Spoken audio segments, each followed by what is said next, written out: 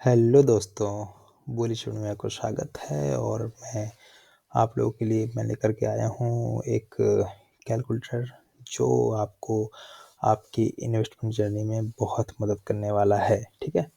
तो चलिए देखते हैं यहाँ पे टाइप करेंगे इन हैंड सैलरी जो भी आपको सैलरी मिल रही हो इन हैंड मतलब कट पिट कर इन हैंड जो भी आपको सैलरी मिल रही हो वो यहाँ पे टाइप कर देना है। उसके बाद आपको यहाँ पे अपनी एज टाइप कर देना है। तो जब आप इन हैंड सैलरी और एज टाइप कर देंगे उसके बाद ये कैलकुलेट करके दिखा देगा आपको कि कब क्या कैसे करना है। तो यहाँ पे आपको इमरजेंसी फंड इसने बताया कि इतना इमरजेंसी फंड आपके पास ज़रूर होना चाहिए, ठीक है? उसके बाद आपको इन्वेस्टमेंट शुरू करना है अपना और ठीक है? उसके बाद नेक्स्ट कॉलम है आपका मोस्ट इम्पोर्टेंट। तो मोस्ट इम्पोर्टेंट ये ज़रूर होना चाहिए आपके पास 2 पॉलिसी ज़रूर होना चाहिए। एक है टर्म इंश्योरेंस और एक है हेल्थ इंश्योरेंस।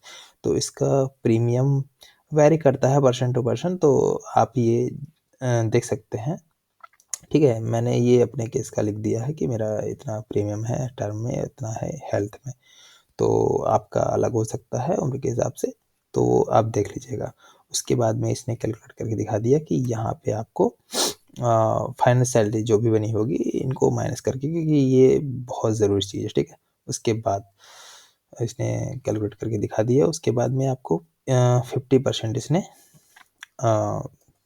नीड में दिखाया और 20% वांट में, 30% इन्वेस्टमेंट में।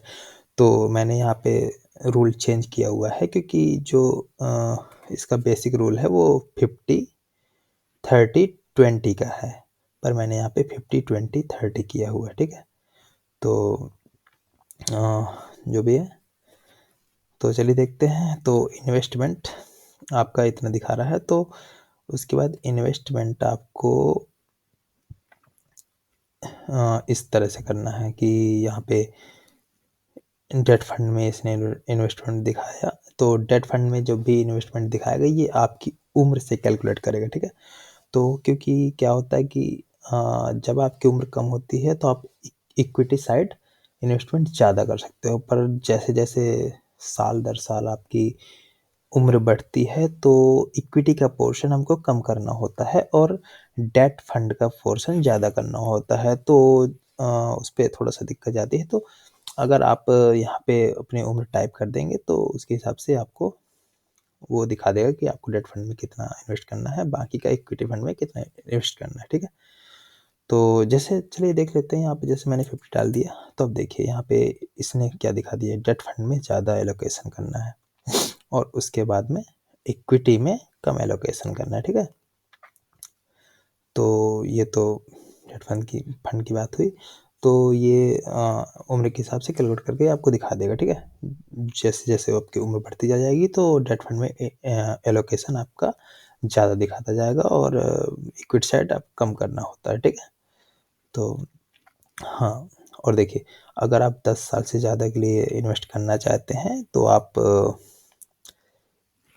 इस तरह से इन्वेस्ट कर सकते हैं और अगर आप 20 साल ज़्यादा का इन्वेस्ट करना चाहते हैं तो आप इस तरह से इन्वेस्ट कर सकते हैं, ठीक है? क्योंकि इस पे इक्विटी का पोर्शन ज़्यादा है और स्मॉल कैप इस पे ज़्यादा है, मिड कैप कम है, लार्ज कैप और उससे भी कम है। तो ये आप देख सकते हैं। अपने अकॉर्डिंग कर सकते हैं, 10 साल ज़्यादा जाना है तो ये वाला और अगर 20 साल ज़्यादा जाना है तो ये वाला, ठीक है? तो इस तरह से आप कैलकुलेशन कर सकते हैं। मैंने ये कैलकुलेटर आप लोगों के लिए ही बनाया है कि आप लोगों की इन्वेस्टमेंट जर्नी है जो, तो उसपे बहुत मदद मिल सके आप लोगों को, ठीक है? तो बस यही समझाना चाहता था, आशा करता हूँ कि आप लोगों को समझ में आया होगा। तो ठीक है, आज के लिए इतना ही, तो बहुत-बहुत धन्यवाद।